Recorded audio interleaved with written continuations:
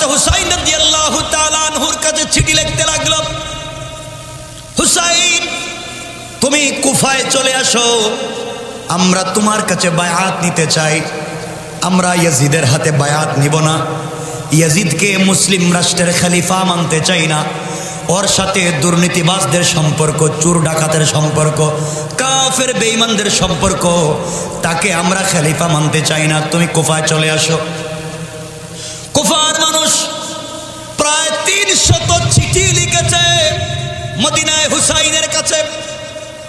হুসাইন রাদিয়াল্লাহু তাআলা আনহু চিন্তা করলেন, এই কুফার মানুষই তো আমার বাপকে দাওয়াত দিয়ে নিয়েছিল, তিনি তো শহীদ হয়েছেন, এই কুফার মানুষ আমাকে আবার দাওয়াত দেয়, না জানি কোন ঘটনা ঘটে। এই কুফার ভিতরে বিশ্ববিখ্যাত বড় বড় উলামায়ে কেরাম জন্ম নিয়েছেন। এর মধ্যে বুজুর্গ বড় আলিম, যিনি বিশ্ববিখ্যাত আলিম, তিনি হচ্ছেন ইমামে আজম আবু হানিফা। তিনি কুফার সন্তান, কুফায় জন্ম নিয়েছেন। হুসাইন চিন্তা করলেন, আগেকার সময় তো কম্পিউটার ছিল না, আগেকার সময় এইভাবে ইলেকট্রনিক মিডিয়া, প্রিন্ট মিডিয়া বলতে কিচ্ছু ছিল না। তিনি বললেন, চিন্তা করলেন, দেখি তো সত্যিকার অর্থে কুফার মানুষ কি আমাকে চায় খলিফা হিসাবে। এই জন্য তিনি তার চাচাতো ভাই মুসলিম বিন আকিলকে পাঠালেন, যাও মুসলিম বিন আকিল, তুমি কুফায় পৌঁছে যাও, কুফায় গিয়ে দেখো কুফার মানুষ কি সত্যি ইয়াজিদকে মানতে চায় কিনা, ওরা আমার কাছে বায়াত নিতে চায় কিনা। ওরা যদি আমার কাছে বায়াত নিতে চায়, তুমি চিঠি দিয়ে আমাকে জানাইয়া দাও, আমি কুফায় চলে আসব। আমি চাই নবীজি যেইভাবে ইসলাম রেখে গিয়েছেন, 4 খলিফা যেইভাবে দিন রেখে গিয়েছেন, আমি হুসাইন টাকা পর্যন্ত এই দিনকে বিকৃত হতে দিতে পারি না। মুসলিম বিন আকিলকে পাঠিয়ে দিলেন কুফায়। মুসলিম বিন আকিল কুফায় পৌঁছে গেলেন। যাওয়ার পরে দেখেন কুফার মানুষ হুসাইনকে চায়। কুফার মানুষ আহলে বায়াতের ভক্ত। তিনি চিঠি লিখলেন, ভাইজান আপনি কুফায় চলে আসেন। হাজার হাজার কুফার মানুষ তো মদিনায় গিয়ে বায়াত নিতে পারবে না, বরং আপনি একা যদি চলে আসে, হাজার হাজার মানুষ আপনার জন্য অপেক্ষায় আছে, বায়াত নিতে চায়, আপনি চলে আসেন। চিঠি লিখে দিলেন, চিঠি পৌঁছে গেল হযরত হুসাইন রাদিয়াল্লাহু তাআলা আনহুর কাছে। চিঠি পৌঁছে গেল। নিজের ভাইয়ের চিঠি পাওয়ার পরে তিনি মদিনার মুসলমানদেরকে বললেন, শোনো আমি কুফা যাচ্ছি। সফর শুরু করলেন 8 জিলহজ। কয় জিলহজ? 8 তারিখ। জিলহজ্জের 8 তারিখ মদিনা থেকে বের হচ্ছেন হযরত হুসাইন। কুফায় যাবে, ইয়াজিদের হাত থেকে মুসলমানদেরকে রক্ষা করবেন। এরপরও তিনি স্যাক্রিফাইস করতে চান না, বের হয়ে গেলেন। সাথে 3টা রেওয়ায়ত, কেউ বলেছেন 300 মানুষ, কেউ বলেছেন 200। সঠিক রেওয়ায়ত হলো হুসাইনের সাথে মুসলমান ছিলেন মাত্র 72 জন। 72 জন মুসলমান নিয়ে বের হয়ে গেলেন কুফার দিকে। 40 জন পুরুষ আর 32 জন নারী নিয়ে, আহলে বায়াত পরিবারের লোকদেরকে নিয়ে, রাসূলের পরিবারের নারী পুরুষ ছোট্ট ছোট্ট বাচ্চাদেরকে নিয়ে হযরত হুসাইন রাদিয়াল্লাহু তাআলা আনহু বের হয়ে গেলেন, কুফার দিকে যাবেন। মদিনার মানুষ পায়ে ধরে কান্না করে বলল, হুসাইন আপনি মদিনা ছেড়ে যাইয়েন না, এখানে আপনার নানা শুয়ে আছে, এটা পবিত্র জায়গা, ওখানে থাকা যায়। তিনি বললেন, না না, এখানে অনেক সাহাবী আছেন, রাসূল পাকের রওজা মুবারক আছে, সবগুলো জায়গা নিরাপদ, আমি বেঁচে থাকবো আর দিনটাকে এইভাবে মুছে দিবে কাফের বেঈমানেরা হতে পারে না। আমি হুসাইন বের হয়ে গেলাম, আমার জন্য আপনারা দোয়া করবেন। গোটা মদিনার মানুষ কান্না করে, হুসাইন মদিনায় শান্তিতে থাকতে চায় না। আমি চাইলে মদিনায় শান্তিতে থাকতে পারি, কুরমা পোলাও খেতে পারি, স্বর্ণের চেয়ারে বসতে পারি, কিন্তু ইসলাম তো তা চায় না। আমার নানা জানের রেখে যাওয়া ইসলাম ধ্বংস হয়ে যাবে, আমি মানতে চাই না। এই জন্য নানা জানের রোজার কাছে গিয়ে কাঁদলেন আর দোয়া করলেন। নানা জানকে বললেন, নানা জান চলে যায়, বেঁচে থাকলে আবার তোমার মদিনা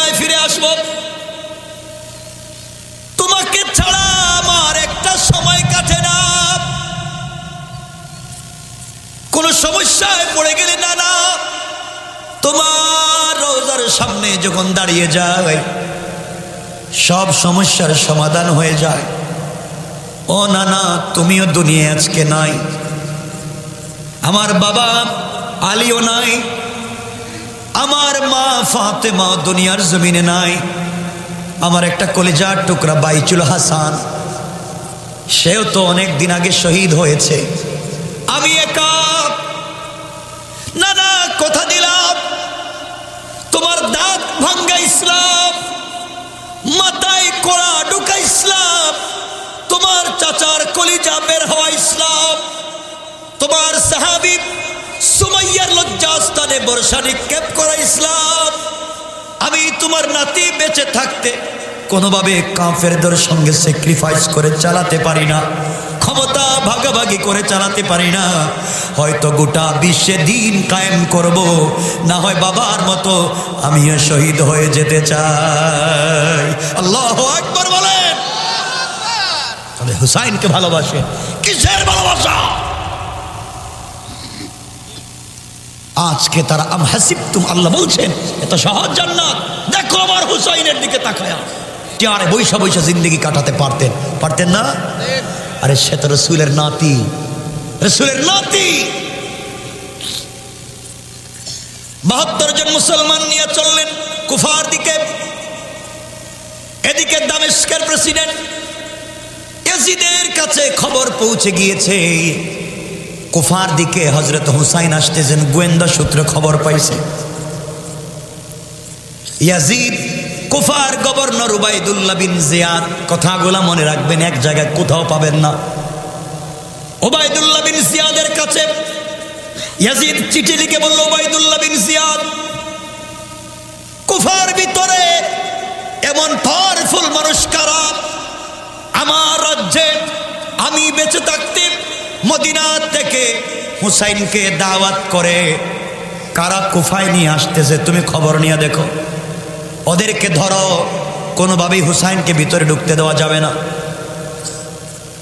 ইয়াজিদের নির্দেশ পেয়ে উবাইদুল্লাহ বিন জিয়াদ কুফার ঘরে ঘরে খবর নিতে লাগলো হুসাইনের সহযোগী কারা, সত্যের পক্ষে খারাপ, নবীজির পক্ষে খারাপ।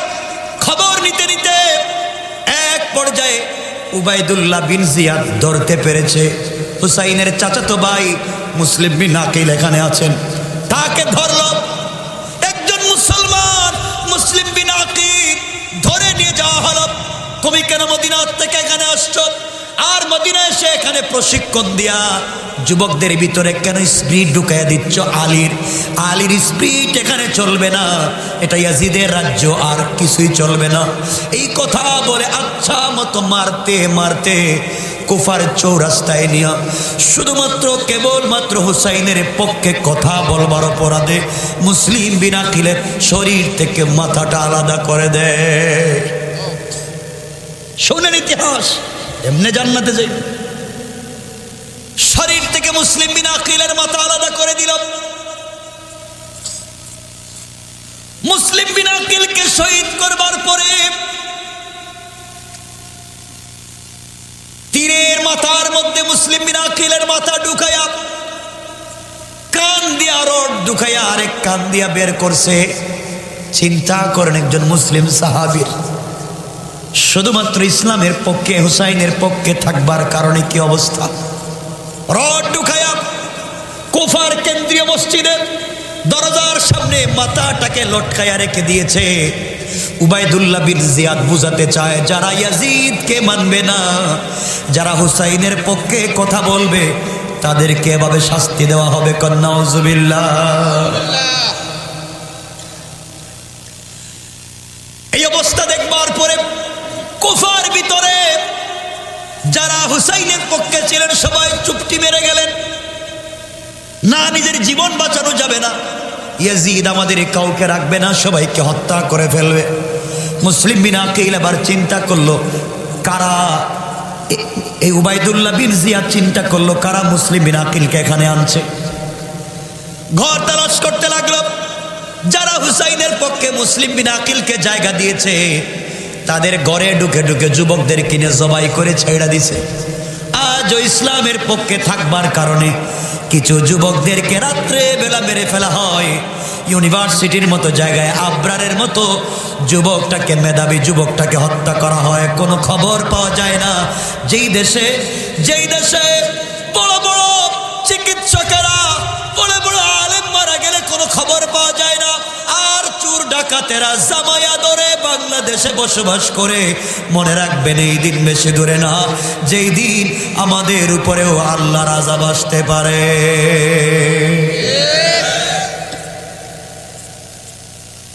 আজকে যারা দ্বীনের পক্ষে কথা বলে তারা জেল খাটতে হয়, জেলে থাকতে হয়। আর পাপুলের মতো যারা এমপি দুবাইয়ে গিয়া, কুয়েতে গিয়া হাজার হাজার কোটি টাকা পাবলিক পাচার করে, তারা ওখানে জেলের দিন খাটায়। ঠিক কিনা বলেন? সমাজ বিষাক্ত, দিন না থাকে। আমার বন্ধুগণ, কুফায় যে অবস্থা চলতেছে বর্তমানে, মুসলিম বিনা আকিল নাই। যারা হুসাইনের পক্ষে ছিলেন, যারা হুসাইনকে চিঠি লিখেছে, তারাও সব বাদ। এই খবর কি হযরত হুসাইন জানেন? কথা বলেন। তিনি তো জানেন না। এর আগে ঘর থেকে বের হয়েছে, বর্তমান অবস্থা সম্পর্কে তার জানা নাই। তিনি যখন কুফার দিকে আসতে লাগলেন, এদিকে ইয়াজিদ উবাইদুল্লাহ বিন জিয়াদকে বলে দিয়েছে, গভর্নর উবাইদুল্লাহ, শোনো, হুসাইনকে কোনোভাবেই কুফায় ঢুকতে দেওয়া যাবে না, এর আগেই তুমি তাকে আটকায়া দিবা। এতটুকুনি বলছে, ঢুকতে দেওয়া যাবে না, আটকায়া দিবা। আমার বন্ধুগণ, এতটুকুনি বলেছে, আঘাত করবার কথা বলে নাই, শুধু আটকায়া দিবা। এদিকে উবাইদুল্লাহ বিন জিয়াদ ৬,০০০ সেনাবাহিনী নিয়ে, ৬,০০০ সেনাবাহিনী নিয়ে ফুরাতের তীরে, কারবালার প্রান্তরে, কুফার সকল রাস্তা ব্যারিকেড দিয়ে বন্ধ করে দিল। কয়েকদিন পরে হযরত হুসাইন রাদিয়াল্লাহু তাআলা আনহু পৌঁছে গেলেন। পৌঁছে দেখেন তিনি কুফায় ঢুকতে পারবেন না, সবগুলা রাস্তা বন্ধ করে দেওয়া। ফুরাতের তীর দিয়ে একটা রাস্তা আছে, তা বন্ধ করা। ৭২ জন মুসলমান নিয়ে তিনি দাঁড়িয়ে গেলেন, ক্যাম্প গাড়লেন, ওই জায়গায় তাবু করলেন। সরাসরি উবাইদুল্লাহ বিন জিয়াদের সঙ্গে কথা বললেন, কি ব্যাপার, তুমিও মুসলিম, আমিও মুসলিম, আমাকে আঘাত করতেছো কেন, আমাকে বাধা দিচ্ছ কেন? আমি তো ইয়াজিদকে মারবার জন্য আসি নাই, আমি এসেছি নবীজি যেই দিন রেখে গিয়েছিলেন ওই দিনটাকে কুফার মানুষের কাছে পৌঁছে দিতে। উবাইদুল্লাহ বিন জিয়াদ বলছে, হুসাইন শোনো, তুমি কার নাতি, কার ছেলে জানতে চাই না? বলেন নাউজুবিল্লাহ। টাকার কারণে উবাইদুল্লাহ বিন জিয়াদের মতো মুসলিম যখন বিক্রি হয়ে যায়, হুসাইনকে নাকি চিনে না, কার নাতি চিনে না।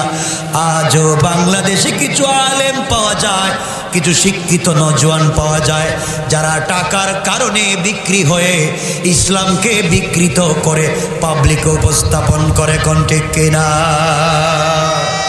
মনে রাখবেন, আপনার টাকা থাকবে, আপনার বাড়ি থাকবে, থাকবেন না একদিন আপনি। কথা বলেন। এই জন্য আল্লাহ সূরা নিসার ৭৬ নম্বর আয়াতের শেষ শব্দে বলেছেন, ইন্না কাইদাশ শাইতানি কানা দাঈফা। আল্লাহ রাব্বুল ইজ্জত ওয়াল জালাল বলেছে, কাফের বেঈমানেরা যত কৌশল করে না কেন, তোমরা যদি দাঁড়াইয়া যাও রাস্তায় তাকবীর দেয়া, আমি আল্লাহ ঘোষণা করলাম কাফেরদের সকল কৌশলকে ব্যর্থ করে তোমাদেরকে বিজয় দেওয়ার জিম্মাদার আমি আল্লাহ। আল্লাহু আকবার।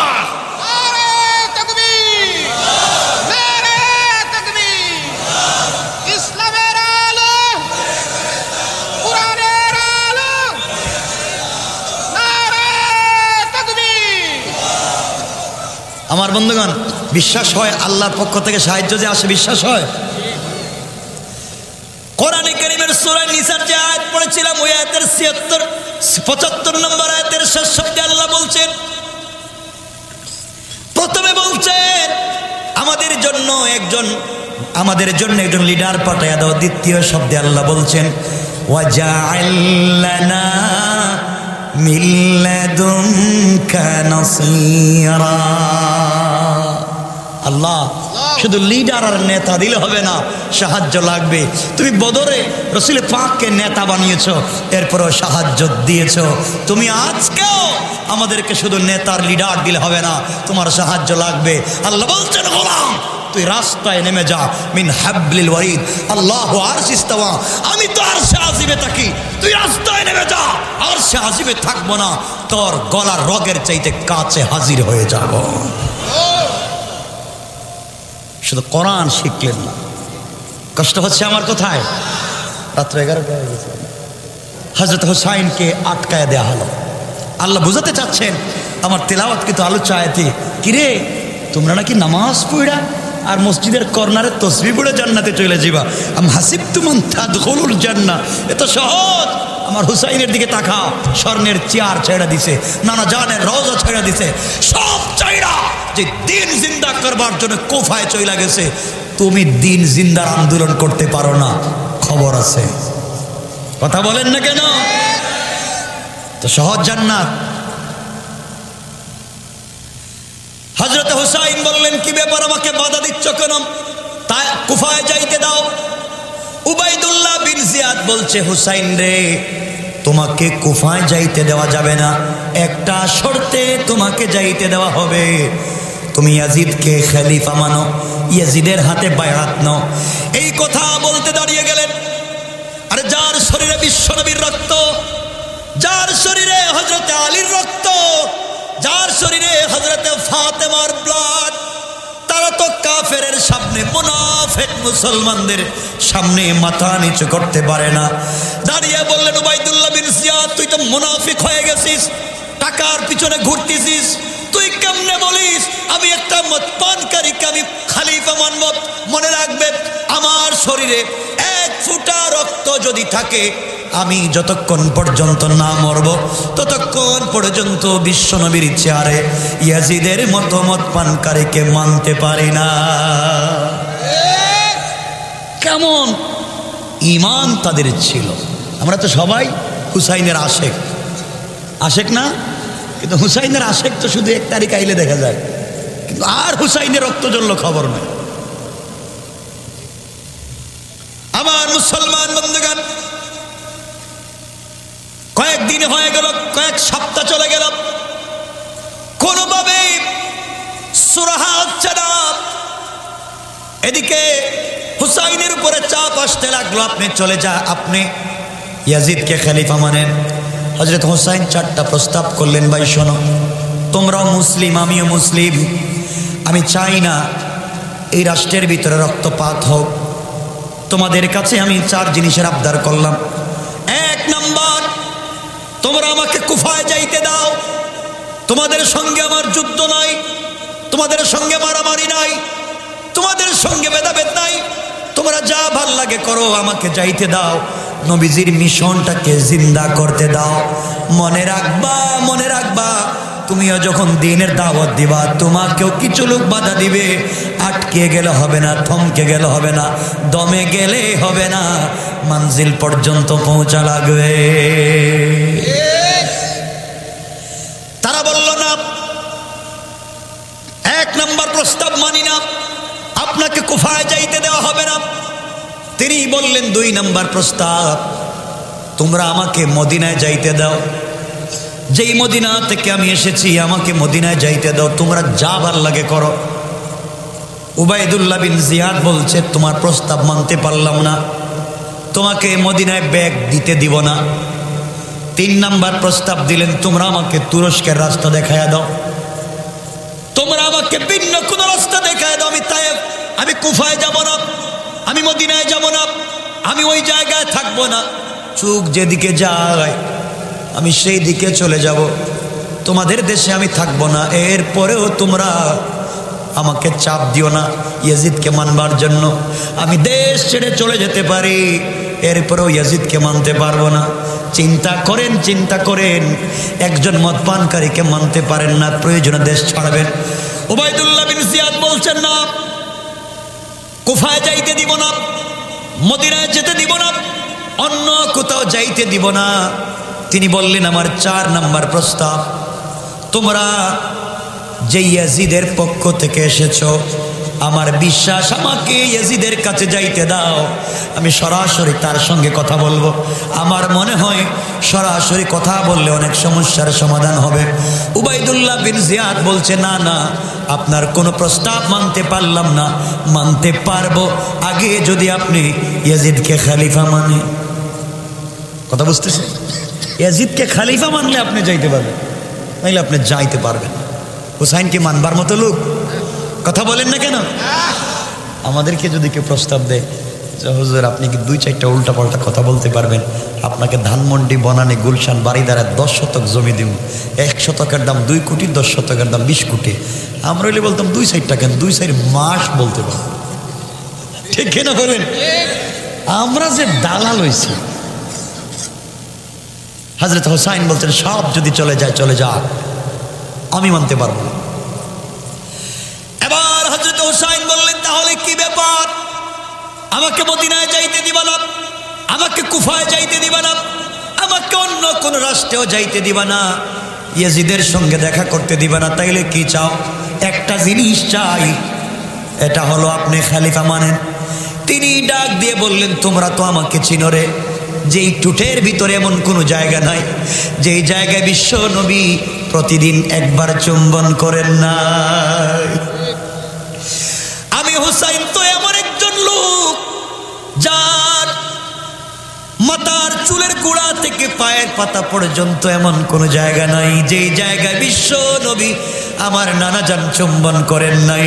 আমি সেই নানা জানের সঙ্গে থেকেছি, নানা জানের নিজের হাতে আমাকে খাইয়ে বড় করেছেন। তোমরা কেমনে মনে করলে মদ পানকারীকে মানব? মরে যেতে পারি, শহীদ হয়ে যেতে পারি, এরপরেও মদ পানকারীকে মানতে পারি না। উবাইদুল্লাহ বিন জিয়াদ বলছে, এত যদি সাহস থাকে তাহলে যুদ্ধের জন্য প্রস্তুত হও। যুদ্ধ হবে কারবালায়, যুদ্ধ হবে ফুরাত নদীর তীরে, এরপরে তুমি যাইতে পারবা না, যাইতে পারবা না। কোনোভাবেই যখন তাকে ছাড়ে না, হুসাইন চিন্তা করেন, আমার সাথে তো শুধু মহিলা, ছোট্ট ছোট্ট বাচ্চা, কোথায় যাই, কি বিপদে পড়লাম। বুঝরে ভাই, তারা কত বিপদে পড়ে কত কষ্ট করে জান্নাতে গেলেন। আম হাসিবতুম আন তাদখুলুল জান্নাহ, সহজ জান্নাত, সহজ। কথা বলেন না কেন? সহজ। 2 পীরের কাছে মুরিদ হয়, পাবলিক 2 পীরের কাছে মুরিদ হয়। এই পীর জান্নাতে না যাইতে পারলে এই পীর নিয়ে যাইবে। তোমার সব পীরগুলোই তো জাহান্নামে যাইতে পারে, ঠিক কিনা বলেন? বাংলাদেশে তো বাবার অভাব নাই, আসেনি, খালি বাপ আর বাপ। বাংলাদেশে শুধু বাবা, পীর আর পীর। বাবা দেওয়ানবাগি আছেন এলাকায়, আছেন রাজার বাগি, আটরশি, সব আছে। বাবা সবগুলো জাহান্নামে, মুখে দাঁড়ি নাই, নামাজ পড়ে না, মুখ থেকে কাঁচা মদের গন্ধ বের হয়। ওরা মুরিদ করেছে যাদেরকে, ওরাও জাহান্নামী, পীরগুলো জাহান্নামী, ঠিক কিনা বলেন?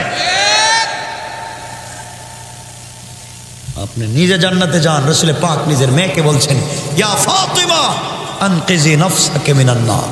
মা, আমি বাবার পরিচয় দিয়ে জান্নাতে যাওয়ার সুযোগ নয়, জান্নাতে যেতে হলে নিজে আমল করে জান্নাতে যাও।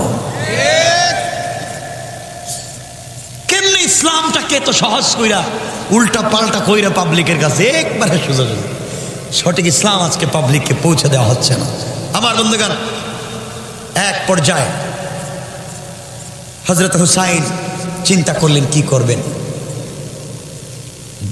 তাঁবুতে ঢুকেছেন, নারীরা কাঁদতেছে। জিজ্ঞাসা করলেন কি ব্যাপার? হুসাইন, 2 সপ্তাহের মতো হয়ে গেছে আমরা এখানে আটকা পড়েছি।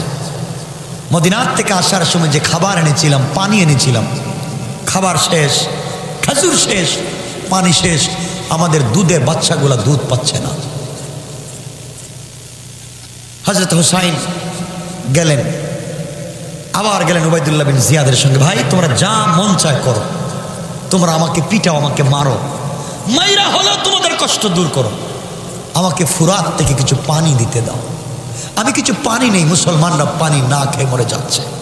উবাইদুল্লাহ বিন জিয়াদ বলছে, কে মরে গেল কে মরলো না তা আমরা জানতে চাই না, আমরা পানি দিব না। নাউজুবিল্লাহ বললেন না?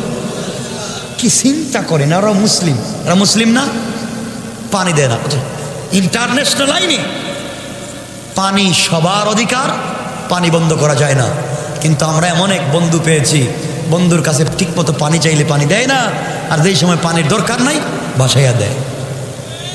কথা বলেন? এমন এক বন্ধু পাইছি, পানির দরকারে পানি দেয় না, যখন দরকার নাই ভাসাইয়া দেয়। কথা বলেন না? পেঁয়াজের সময় পেঁয়াজ দেয় না, আমরা শুধু ইলিশাই দিই। কথা বলেন না কেন? যেই বন্ধু বন্ধুর পরিচয় রাখতে পারে না, যেই বন্ধু হয় স্বার্থপর, এমন বন্ধুর পুরা গালে আমরা জুতা মারি। ঠিক কেন বলে? আমাদের পানি দিতে পারে না, ন্যায্য অধিকার পাই না, হ্যাঁ নাকি আবার বন্ধু। কথা বুঝেন তো আমার? বিপদে আছি, সব কথা বলতে পারতেছি না, এমনি বলতে পারি না, কত বিপদ মাথায় নিয়ে আসছি। আল্লাহ মাফ করো, কত বিপদ নিয়ে ঘুরতেছি, একমাত্র আল্লাহ জানে আর আমি জানি। কখনো যদি মরে যাই শুনেন, একটু দোয়া করেন সূরা ইখলাস পড়ে, যে মরে গেছে লোকটা। মনে হচ্ছে সত্য কথা বলতে পারবো না। আমার মুসলমান বন্ধুগণ, পানি দিল না। তিনি বললেন, তুই আমাকে ইয়াজিদের কাছে যাইতে দে, ইয়াজিদকে আমি জিজ্ঞাসা করবো, তার বাপ বড় একজন সাহাবী, সে কি করে মুসলমানের পানি বন্ধ করে আমি জানতে চাই। পানি যখন দিল না, তাঁবুতে ঘুরে চলে গেলেন। উবাইদুল্লাহ বিন জিয়াদ বলতেছে, যা করবেন তরবারির মাধ্যমে হবে। একদিকে ৭২ জন, ৪০ জন পুরুষ, অপর দিকে ৬০০০, যুদ্ধ করা লাগবে। ৬০০০ পাবলিক যদি মার্চ করে, মার্চ হেঁটে যায়, ৪০ জন তো পায়ের নিচে পড়ে মরে যাবে। কথা বলেন না কেন? হযরত হুসাইন ফজরের সালাত পড়ে ৪০ জন যুবক মুসলমানদেরকে নিয়ে বসছেন। সবাই তো রাসূলের পরিবারের মানুষ, কি করা যায়? সবাই বলছে, হুসাইন আজকে ১ মাস হয়ে যাচ্ছে, পানি নাই, জিহ্বা শুকায় যাচ্ছে, জানি এভাবে পানি পানি করে মরে যাব, পানি তো পাবো না, খাবার নাই, আমাদেরকে যেতেও দিবে না, পানিও দিবে না। আমরা এভাবে মরে যাওয়ার চাইতে আমরা জিহাদ করে শহীদ হয়ে যেতে চাই। আমরা জিহাদ করে শহীদ হব, এরপরও ইয়াজিদকে মানব না। কথা বুঝতে পেরেছেন? মানব না। হযরত হুসাইন বললেন, তোমরা তো দুর্বল, ৪০ জন মাত্র মানুষ, ওরা ৬০০০। আমার বন্ধুগণ, সকালবেলা ফজরের সালাত পড়ে ৪০ জন মুসলমান, কাফেরদের ৪০ জন মুসলমান ইয়াজিদ সৈন্যের বিরুদ্ধে যুদ্ধে নেমে পড়লেন। ফোরাতের তীরে একদিকে ৬০০০, অপরদিকে মাত্র ৪০ জন যুদ্ধের ময়দানে নেমে পড়লেন। দীর্ঘক্ষণ পর্যন্ত, জোহর পর্যন্ত জিহাদ করলেন। জোহরের আগে ১ মাস থেকে না খাওয়া মুসলমান, পেটের ভিতরে খাবার নাই, পানি নাই, না খাওয়া মুসলমান ৬০০০-এর সামনে কতক্ষণ আর টিকবে? জোহরের নামাজের আগে ৪০ জন মুসলমান শহীদ হয়ে গেলেন, কেউ আর নাই। হযরত হুসাইন এবার জোহরের নামাজ একা একা পড়লেন। একা একা নামাজ পড়ে আল্লাহর কাছে হাত উঠে দোয়া করে বলছেন, আল্লাহ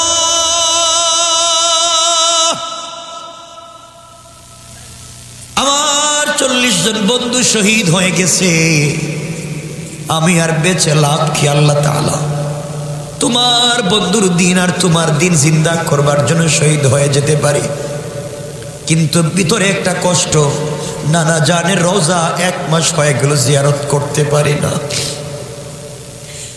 নানা জানের রোজার সামনে যেতে পারি না। হযরত হুসাইন জোহরের পরে স্ত্রীর রুমে ঢুকলেন, স্ত্রীর তাঁবুতে ঢুকলেন, ঢুকিয়ে দেখেন মহিলারা অঝোর ধারে চোখের পানি ছেড়ে ছেড়ে গলা কাটা মুরুগের মতো মাটিতে পড়ে লাফাইয়া কাঁদতেছেন। কোথায় যাবেন? শুধু মহিলা, আর দুধের বাচ্চা ছাড়া কেউ নাই। স্ত্রীর হাতে ধরলেন আর বললেন, স্ত্রী আমাকে তুমি ক্ষমা করে দিও, দীর্ঘদিন পর্যন্ত তোমার সঙ্গে আমার ঘর সংসার চলে, না জানি কোন দিন হয়তো তোমার হক আমি আদায় করতে পারি নাই। আমি জিহাদে চললাম, আমার 40 বন্ধু শহীদ হয়ে গেছে, আমি একা বেঁচে থেকে লাভ নাই। আমি কোনোভাবে ইয়াজিদকে মানতে পারি না। যেই চেয়ারে আমার নানা বসেছেন, এই চেয়ারে ইয়াজিদকে আমি দেখতে চাই না, আমি মানতে পারবো না, আমাকে বিদায় দাও, ভুল হয়ে থাকলে ক্ষমা করে দিও। দুনিয়ায় যদি তোমার সঙ্গে আমার কোনোদিন দেখা না হয়, কিয়ামতের দিনে তোমার সঙ্গে আমার দেখা হবে। হযরত হুসাইন রাদিয়াল্লাহু তাআলা আনহুর স্ত্রী ডাক দিয়ে বলছেন, কলিজার টুকরা স্বামী, আপনি জিহাদে চলে যাবেন, 40 বন্ধুর পথে আপনি শহীদ হয়ে যাবেন, আমার কোনো আপত্তি নাই। আপনি আপনার বাবার পথে শহীদ হয়ে যাবেন, আমার আপত্তি নাই। আপনি আপনার নানার দিনকে জিন্দা করবার জন্য কুরবানি হয়ে যাবেন, আমার আপত্তি নাই।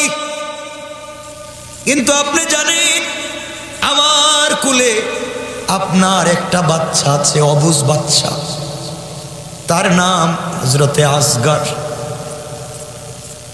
আপনার একটা অবুঝ বাচ্চা আমার কোলে আছে, 1 মাস থেকে ঘরের ভিতরে খাবার নাই, পানি নাই, আমার বুকে কোনো দুধ নাই, বাচ্চা জিহ্বা বের করে দিচ্ছে, পানি পানি করে। আপনার কাছে আজকে আমি কিছুই চাই না, স্বামীরে আমার বাচ্চাটাকে তোমার পায়ে ধরি, 1 চামচ পানি দাও। চিন্তা করো রে ভাই, 1 চামচ পানিও মুসলমানদের তাঁবুতে নাই। এত কষ্ট করে দিন জিন্দা করে গেলেন, তুমি কেমনে মনে করো তুমি যেভাবে চলে এটার নাম দিন? 1 চামচ পানি মুসলমানদের তাঁবুতে নাই। স্ত্রী ডেকে ডেকে বলছেন, স্বামীরে আমার বাচ্চাটাকে কোলে নিয়া তুমি যাও না ফুরাতের তীরে, অবুঝ বাচ্চাটাকে দেখলে হয়তো ওদের একটু দরদ লাগবে, 1 গ্লাস পানি দিবে, আমি বেশি কিছু চাই না, আমার বাচ্চাটাকে 1 ফোঁটা পানি দাও। হযরত হুসাইন রাদিয়াল্লাহু তাআলা আনহু গোড়ার পেটে উঠলেন, সন্তান আসগরকে কোলে নিলেন, ফুরাতের তীরে তীরে যা চলে গেলেন। কাফের সব ইয়াজিদের সৈন্যরা তো ব্যারিকেড দিয়ে রেখে দিয়েছে। কাছে গিয়ে বললেন, বাইরে তোমরা আমাকে মারো কাটো, আপত্তি নাই, তোমাদের যেভাবে ভালো লাগে আমার সঙ্গে ব্যবহার করো, আপত্তি নাই। আমার কলিজার টুকরা না বালিক দেখো, কুলের বাচ্চা আসগর, পানি নাই, খাবার নাই, মরে যায়, তোমাদের কাছে 1 গ্লাস পানি আমি ভিক্ষা চাই, তোমাদের কাছে 1 গ্লাস পানি ভিক্ষা চাই। উবাইদুল্লাহ বিন জিয়াদের সৈন্যরা বলছে, কেন হুসাইন তোকে আমরা চিনি না, ওরাও তো মুসলমান, হুসাইনকে নাকি চিনে না, কে মরে যায় কে বেঁচে যায় জানতে চাই না। হযরতে হুসাইন রাদিয়াল্লাহু তাআলা সন্তানটাকে এইভাবে তুলে ধরলেন, এই যে আমার বাচ্চাকে 1 গ্লাস পানি দাও, কুলের বাচ্চাটাকে মরতে দিও না, ওর তো কোনো দোষ নাই। এই কথা বলে বাচ্চাটাকে উঠাইয়া ধরলেন। ইয়াজিদের সৈন্যদের দিল গলল না, একটা তীর মেরে দিল, এমন জোরে তীর মারলো হযরতে আসগরের বুকে দিয়ে ঢুকে পিঠে দিয়ে বের হয়ে গেছে। হযরত হুসাইন রাদিয়াল্লাহু তাআলা আনহুর হাতে নিজের কলিজার টুকরো বাচ্চা শহীদ হয়ে গেছে, ফিনকি দিয়ে রক্ত বের হয়েছে। কোলে আনলেন, বাবার কোলে সন্তানের লাশ, শরীরের মধ্যে রক্ত লাগালেন, পিঠে রক্ত লাগালেন, নিজের বুকে রক্ত লাগাইয়া কুলে নিয়ে বলেন, আল্লাহ তাআলা তোমার কেমন বিচার। আজ এই দুনিয়ার জমিনে আমার বাবা নাই, আমার বাবা থাকলে জুলফিকার টান দিলে কেউ সামনে দাঁড়াতে পারতো না। আজ আমার মা নাই, আজ আমার মা যদি বেঁচে থাকতেন কেউ এত সাহস করে আমাকে আঘাত করতে পারতো না। আল্লাহ তাআলা আজকে যদি আমার কলিজার টুকরা নানা জান বেঁচে থাকতেন, আজকে আমাকে তো বিপদে পড়ে কষ্ট করতে হতো না। আল্লাহ সন্তানকে হারাইলাম, 40 জন সাথী বন্ধুকে পরিবারের হারাইলাম। সবাই শহীদ হয়ে যেতে পারে, আমি হুসাইনও শহীদ হয়ে যেতে পারি।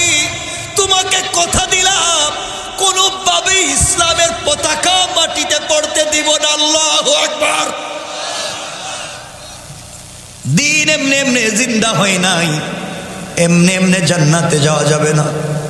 বাচ্চাটাকে মুসলিম বাচ্চা, ফিনকি দিয়ে রক্ত বের হয়, কুলে নিয়ে চলে গেলেন স্ত্রীর কাছে। মুস্কি হেসে বললেন, স্ত্রী রে, তোমার বাচ্চাকে আজকে এমন পানি পান করাইছি, কিয়ামত পর্যন্ত তোমাকে পানি পানি বলে আর ডিস্টার্ব করবে না।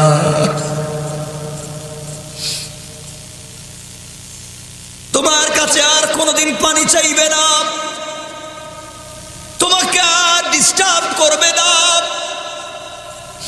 সন্তানকে কুলে নিয়ে বললেন, বাবা আমি হতভাগা বাবা, তোমাকে এক গ্লাস পানি দিতে পারলাম না, কিন্তু বাবা আমি কথা দিলাম কিয়ামতের দিনে আমার নানার নিজ হাতে হাউজে কাউসার পান করাবো। সন্তানকে কুলে দিলেন, সকল মহিলাদের কাছ থেকে বিদায় নিলেন, আর বললেন জাইনুল আবদিনকে দেখে রাখবা, আর তো কোনো সন্তান নাই।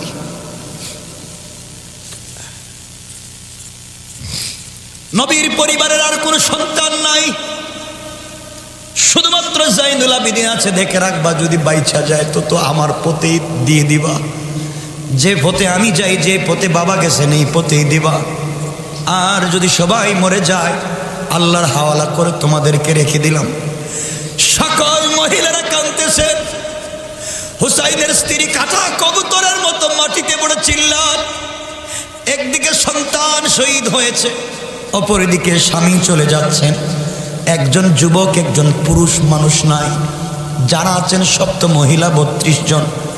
হযরত হুসাইন উঠলেন, সবার কাছ থেকে বিদায় নিলেন। সবাই বলতেছে, শুনো কি হয়েছে, তুমি ইয়াজিদকে মাইনা হয়তো আমরা এখন চলে যাই। হুসাইন বললেন, তোমরা শোনো, যা করেছি, যেই দিন রসুল রেখে গিয়েছেন, যেই দিন আমার বাবা রেখে গিয়েছেন, ওই দিনকে আমি বেঁচে থাকতে কোনো মদ পানকারীর হাতে উঠাইয়া দিতে পারি না। কেমন ঈমান! কোমরের মধ্যে রুমাল আছে, একটা রুমাল ছিল, ছোট্ট রুমাল। এই রুমাল বিশ্ব নবী তারিখ ইবনে জারির তাবারিতে লিখে, এই রুমাল বিশ্ব নবী সাল্লাল্লাহু আলাইহি ওয়াসাল্লাম নিজে ব্যবহার করতেন। তিনি ওই রুমাল কোমরে বাঁধলেন, বাবার জুলফিকার টান দিলেন, দুলদুলের উপরে উঠলেন, সবার কাছ থেকে বিদায় নিলেন। জোহরের পরে 10 মুহররম, কত মুহররম? বের হয়েছিলেন কয় তারিখ? 8 তারিখ। আজকে কয় তারিখ হয়েছে? 10 তারিখ। তাহলে কতদিন হলো? 1 মাস 2 দিন। 1 মাস 2 দিন খাবার নাই, পানি নাই। চিন্তা করেন, 1 মাস 2 দিন খাবার নাই, পানি নাই। সত্য ইতিহাস শোনাচ্ছি। ঘোড়ার পিঠে আরোহণ করলেন, 2 রাকাত সালাত আদায় করলেন, আর চিৎকার করে ডাক দিয়া বললেন, আল্লাহ। শেষবারের মতো নানা রোজার সামনে দাঁড়াইয়া সালাম দিতে পারলাম না। ও নানা, অনেক দূর থেকে আজকে তোমাকে আমি সালাম জানালাম। আজকে আমি অনেক দূরে কারবালার প্রান্তরে, আমার বাবার কবরও এখানে নাই, আমার মায়ের কবরও নাই, আমার নানা জানের কবরও এখানে নাই, আমি একা। আরোহণ করলেন, বীর বিক্রমের সামনে চলতে লাগলেন।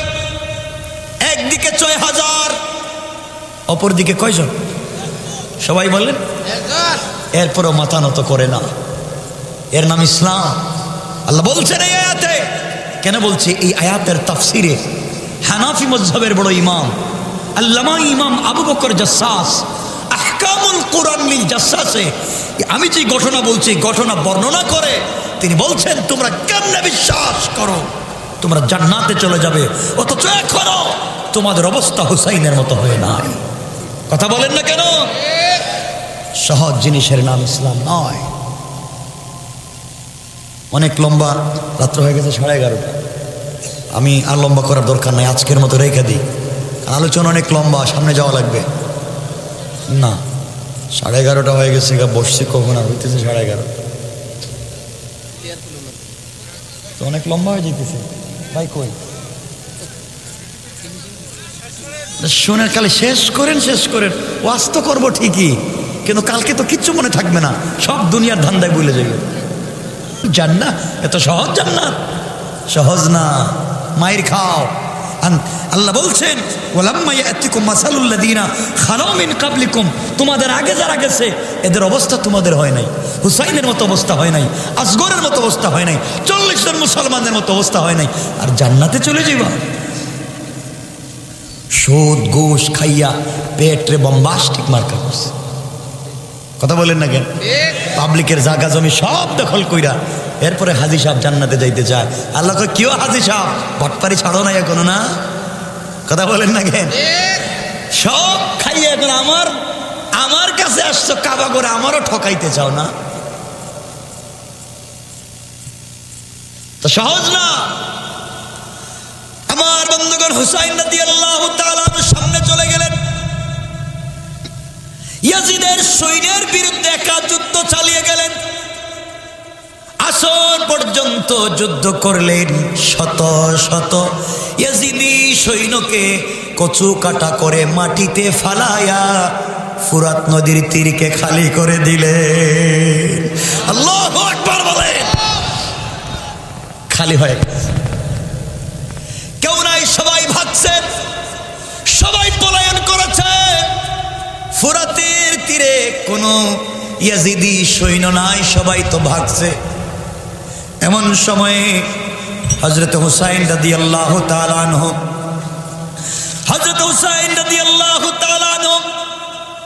ঘোড়া থেকে নামলেন, দুলদুলকে ছেড়ে দিলেন, পানি পান কর, তুইও তো পানি পাচ্ছিস না।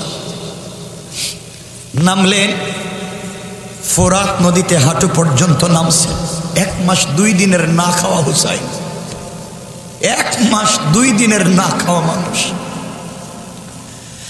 ফোরাত নদীতে নেমে, যুবক তোমাকে বলছি, হুসাইন যদি জীবন দিয়ে দিন বিজয়ের স্বপ্ন তোমাকে আমাকে দেখাইয়া গিয়েছে, তোমার পায়ে দড়ি হাতে দড়ি এই দিনকে হেলায় খেলায় মুছে দিতে দেওয়া যায় না। ফোরাত নদীতে নেমে অঞ্জলি ভরে পানি হাতে নিলেন, হাঁটু পর্যন্ত নেমে গেলেন, 2 হাত ভরে পানি নিলেন পানি পান করবার জন্যে। টুটের কাছাকাছি পানি নিয়ে আসছেন, পানি পান করবেন। হঠাৎ করে টুটে পানি লাগে নাই, হাতে আছে, মনে পড়ে গেছে আসগরের কথা। আমার ছেলে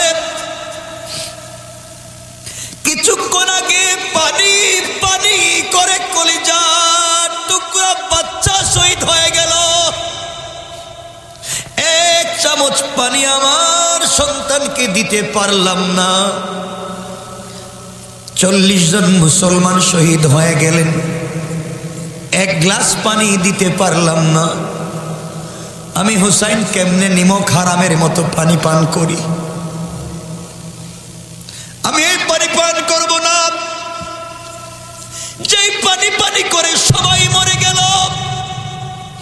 আমি পানি পান করতে পারি না, এই কথা বলে হাতের পানি ছেড়ে দিলেন।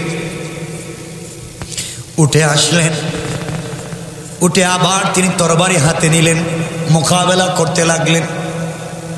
আসরের পরে 1 মাস 2 দিনের না খাওয়া মানুষ আর পারলেন না, যুদ্ধ করতে করতে পড়ে গেলেন ফোরাতের তীরে। যখন তিনি পড়ে গেলেন, সকল ইয়াজিদি শহীদরা ঘিরে ফেলেছে।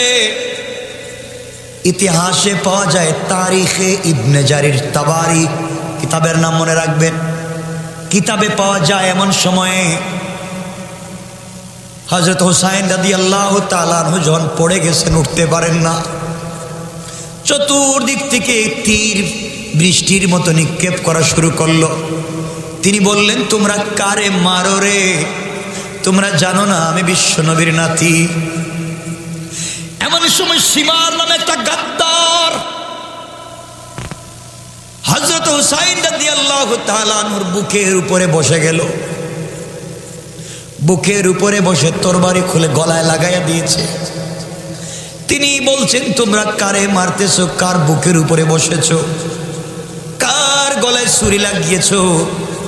আমি বিশ্বনবীর নাতি। এই গলার টুটের ভিতরে বিশ্বনবী জীবনে হাজার হাজার বার আমাকে চুম্বন করেছে। কোনো কথা নাই। মাগরিবের আগ মুহূর্তে আসমান কাঁদতেছে, জমিন কাঁদে, আল্লাহর আরশ পর্যন্ত কান্না করে। আকাশের রং চেঞ্জ হয়ে গিয়েছে, গোটা আকাশ যেন লাল বর্ণ হয়ে গিয়েছে, গোটা পৃথিবী কাঁদতেছে। এই আসর আর মাগরিবের একটু আগে 10 মুহররম হযরতে হুসাইনের শরীর থেকে মাথাটা আলাদা করে দিল। শরীর থেকে মাথা আলাদা হয়ে গিয়েছে, এরপরেও তিনি ইয়াজিদকে মানলেন না। বন্ধুগণ, শহীদ হয়ে যাওয়ার পরে ঘটনা যদি এখানে শেষ হয়ে যেত, নিজেকে বুঝ দিতে পারতাম। করল কি ওরা? তরবারির মাথায় হযরত হুসাইন রাদিয়াল্লাহু তাআলা আনহুর মাথাটাকে গেঁথে তারা ঘোড়ার পিঠে আরোহণ করে শত শত ঘোড়া দৌড়াইয়া হযরত হুসাইন রাদিয়াল্লাহু তাআলা আনহুর গোটা বডিটাকে তারা নষ্ট করে দিল। বডির উপরে ঘোড়া চালাতে লাগলো, বডি থেকে চামড়া খসে যায়, হাড্ডি থেকে গোশত খসে যায়, কিন্তু তাদের পৈশাচিক নির্যাতন শেষ হয় না। এত নির্যাতন করবার পরে তরবারির মাথায় মাথাটা ঢুকায়া, মুখের ভিতরে কত সুন্দর দাড়ি, নবীজির চেহারার মতো চেহারা, এই মানুষটার মাথা কেটে তারা উবাইদুল্লাহ বিন জিয়াদের সামনে একটা প্লেটের মধ্যে রেখেছে। উবাইদুল্লাহ বিন জিয়াদ বসা চেয়ারে, আর বিশ্বনবীর নাতি সাইয়্যিদা শাবাবি আহলিল জান্নাহ, জান্নাতি যুবকদের সরদার হযরতে হুসাইনের মাথাটা রাখছে পায়ের কাছে। কত নিমক হারামের মতো বেয়াদবি করলো। বাইরে কেমনে ইতিহাসগুলা ভুলে যাও, কে বলছে তো সহজে জান্নাতে যাইবা? রাইখা উবাইদুল্লাহ বিন জিয়াদ তার হাতের লাঠি দিয়া হযরত হুসাইনের ঠোঁটের মধ্যে নাড়াচাড়া করে আঘাত করে। মনে হচ্ছে তিনি শহীদ হয়ে গেছেন, রক্ত দাড়িতে লাগানো, মাথায় লাগানো, মুখে লাগানো, কিন্তু ঠোঁট মনে হচ্ছে এখনো নড়তেছে। এমন সময় একজন বৃদ্ধ সাহাবী ওই জায়গায় বসা ছিলেন, হযরতে যায়েদ। তিনি বললেন, উবাইদুল্লাহ বিন জিয়াদ, তোর বেয়াদবি অনেক দেখছি, কার মুখের মধ্যে লাঠি দিয়ে তুই আঘাত করতেছিস? তুই জানিস না আমার জিন্দগিতে হাজার হাজার বার দেখেছি বিশ্ব নবী হুসাইনের ঠোঁটে চুম্বন করতেছে। আমার জীবনে কতবার দেখলাম এই ঠোঁটে বিশ্ব নবীর ঠোঁট লেগেছে, তুই তোর হাতের লাঠি দিয়ে আঘাত করতেছিস। আমার বন্ধুগণ, নিমক হারামের মতো কত ব্যবহার হলো। এরপরে তারা এই মাথাটাকে মসজিদের সামনে, কুফার বড় মসজিদের সামনে লটকায়া দিয়েছে আর বোঝাতে চায় যারা ইয়াজিদকে মানবে না, হুসাইন না আরো বড় কেউ হলেও তাকে ছাড়া দেওয়া হবে না। কন্যা নাউজুবিল্লাহ। পরের দিন সকালবেলা সংক্ষেপ করে দিলাম, পরের দিন সকালবেলা 11 মুহররম হযরত উম্মে সালামা রাদিয়াল্লাহু তাআলা আনহা মদিনায় নিজের ঘরের সামনে বৈশা বৈশা বাচ্চাদের মতো কাঁদতেছেন। মদিনার নারী পুরুষ জিজ্ঞাসা করে, মা উম্মে সালমা আপনি কান্না করেন কেন, কি হয়েছে? উম্মে সালমা বললেন, মদিনার মানুষ তোমরা জানো না, এই যে রাত্র গেল, রাত্রবেলা আমি ঘুমেছিলাম, স্বপ্নে দেখি বিশ্বনবী আমার বাড়িতে আসছে। স্বপ্নে দেখি আমার নবী আমার বাড়িতে আসছে। নবীজির চুলগুলো উস্কো খুস্কো, পেরেশানিতে দেখা যায়। নবীজির চোখ থেকে পানি পড়তে, দাড়ি ভিজে যায়। আমার ঘরে ঢুকেছেন, আমি বললাম, ইয়া রাসূলুল্লাহ, ইয়া হাবিবাল্লাহ, আপনাকে তো পরিশান দেখায় কেন? আপনার চোখ থেকে পানি পড়তেছে কেন? বিশ্ব নবী বললেন, উম্মে সালামা রে, এই মুহূর্তে আমি আসছি ফুরাতের তীর কালবারার প্রান্তর থেকে। আমি দেখে এসেছি আমার নাতি কলিজার টুকরা হুসাইনকে নির্মমভাবে শহীদ করে দেওয়া হয়েছে। বরদাস্ত করতে পারলাম না, আমি বিশ্ব নবীর সহ্য হয় না। ও মদিনার মানুষ, এই স্বপ্ন দেখবার পরে আমি বুঝতে পেরেছি হুসাইন আর দুনিয়ার জমিনে নাই।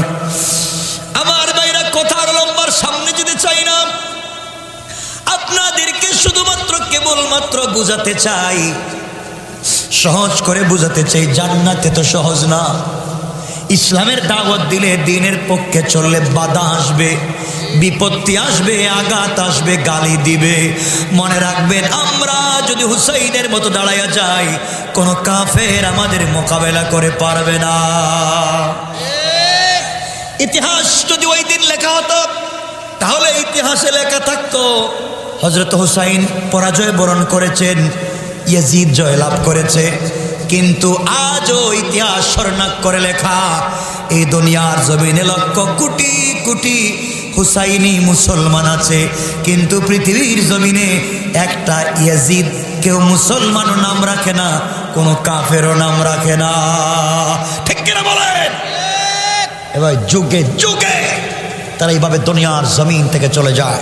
সুতরাং আজকের কথা আলোচ্য আয়াতের যেখানে পড়েছিলাম, আল্লাহ বলছেন, আম হাসিবতুম আন তাদখুলুল জান্নাহ, তোমরা কেমনে মনে করেছো তোমরা অতি সহজে জান্নাতে চলে যাবে? না, ওয়ালাম্মা ইয়াতিকুম মাসালুল লাযিনা খালাউ মিন ক্বাবলিকুম, যতক্ষণ পর্যন্ত তোমাদের পূর্ববর্তীদের উপরে যে জুলুম, যে নির্যাতন, যে কষ্ট গিয়েছে, সেই কষ্টে যতক্ষণ পর্যন্ত তোমরা পড়ে স্টিল হয়ে সবর করে আমি আল্লাহর কাছে না চাইবে, ততক্ষণ পর্যন্ত জান্নাত এত সহজ না।